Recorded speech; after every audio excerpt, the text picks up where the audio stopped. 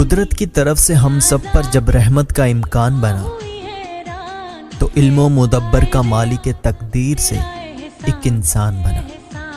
اس شخص نے دنیا کے آگے ہم سب کی وکالت ایسے کی، دنیا کی عدالت میں وہ ہم سب کی پہچان بنا۔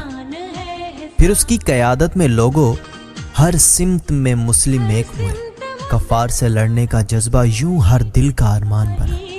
فار کے آگے اے مسلم اسلام کے نعرے لگتے تھے، توحید کا کلمہ لب پر تھا، پہچان تیری ایمان بنا۔